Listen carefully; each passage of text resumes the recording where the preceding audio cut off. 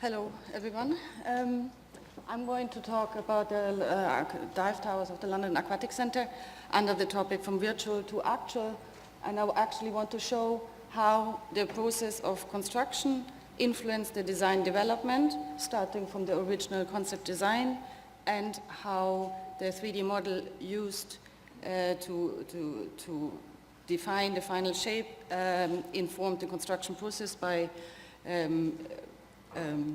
using the digital model throughout all stages of the construction process. So the original design, you can see here, was inspired, of course, by the movements and by the dynamics of the diving itself. Now, we went through a process of rationalization. We had to go through a process of rationalization in order to be able to afford and to keep the cost of the construction at a certain limit. And what you can see on the top is the original design, and so what you can see on the bottom is the final shape. And knowing how the construction would be on this for this structure, it's an in situ concrete structure, we knew there would be molds made out of fiberglass. This would be used in order to reflect the shape and to cast. And we also knew that the concrete contractor planned to pour the dive towers in certain sections.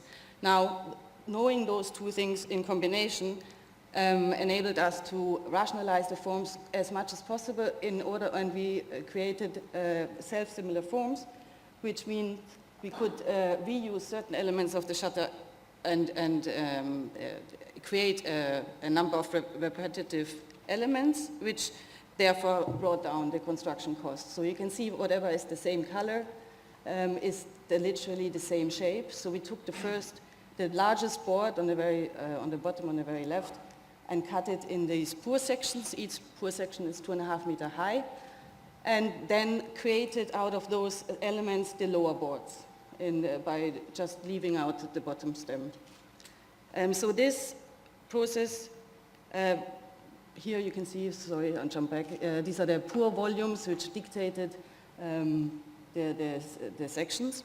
So that means that knowing about how we were going to construct the dive towers informed the design development coming from the concept design to the final shape.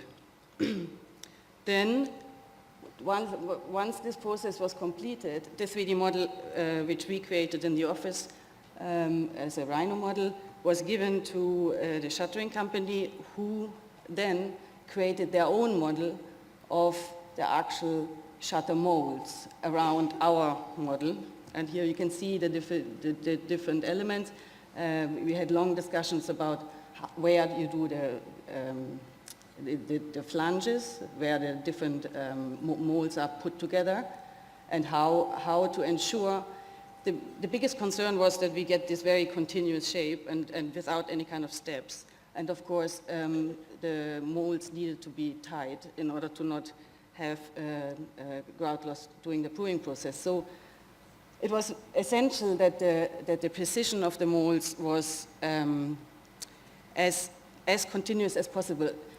So what the shuttering company then did, sorry, I come back to that, was design those molds in their own 3D models and used those 3D models to analyze the deflections, because the deflection was limited to 4 millimeters.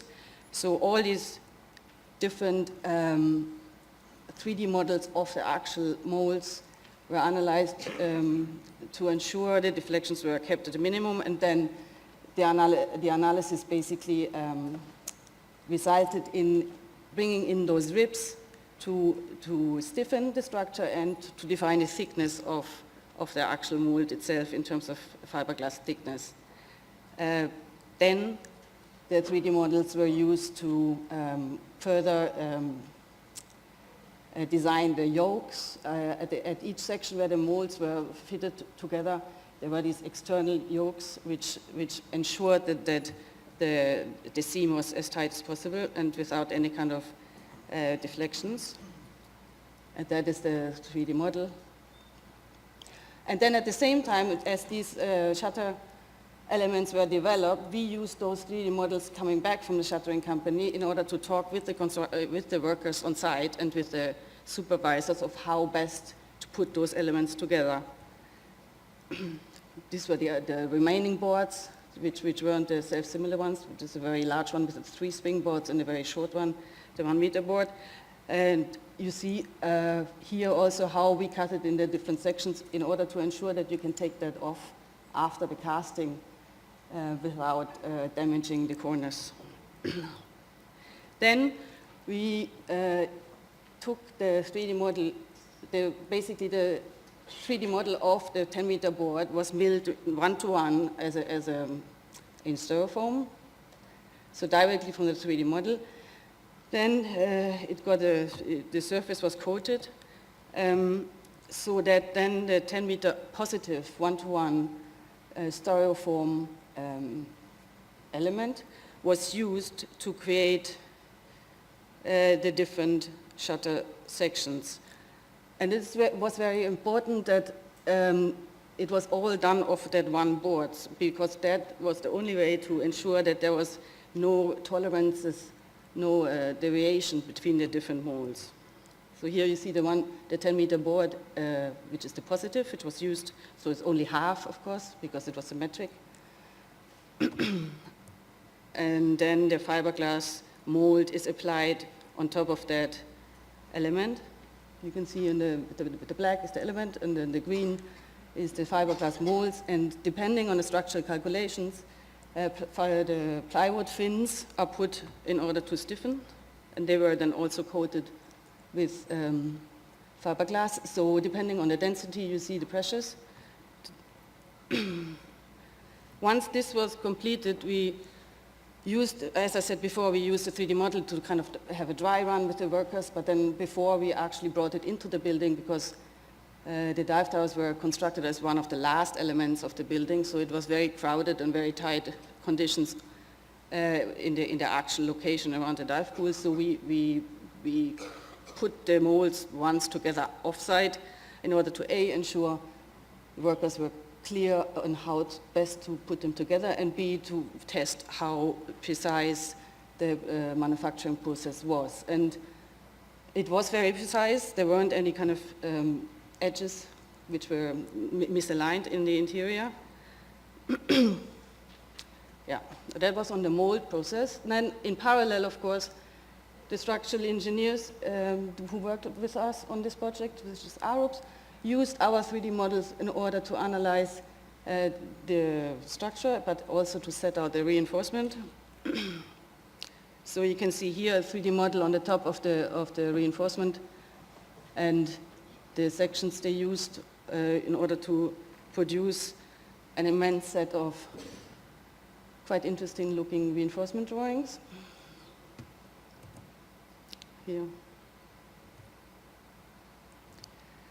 Also, coming from those reinforcement drawings, we did test bending on rebars. It proved to be quite a problem to get the reinforcement to that precision bend, pre-bend. So you can see they just spray on the floor and try to achieve those radii. Also, as a next step, the 3D models were used to set out the starter bars or to set out the reinforcement as such, because before we even brought in the molds, the reinforcement had to be fairly precise and to the right angles in the foundations. And these bars are quite big, so they're up to 50 millimeters. So there was obviously, if they weren't set out precisely, the molds would not fit on top with the right covers. So we used the 3D model to cut a lot of templates which were used to help the set out of the reinforcement, not only coming from the foundations but also through up in the tower. This was then when one of the sections was cast. So you can see the density of the reinforcement was quite high, which led to the choice of self-compacting concrete for those dive towers, which means with the self-compacting, the advantage is that you don't have to vibrate, and it is very, very liquid and flows easy around the density of the reinforcement.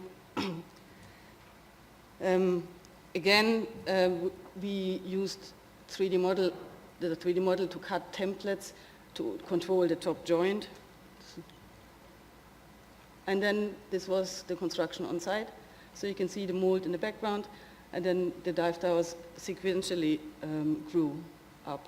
So you can see how dense and how full the surrounds were. Double. And then we unpacked the molds one after the other. So on the top, you can still see the next section being packed and curing while the bottom is opened. And that is doing construction towards the end. You can see here the sections, you can see quite clearly, and it gets better after once the concrete completely dries out, but you can of course see the different pour sections.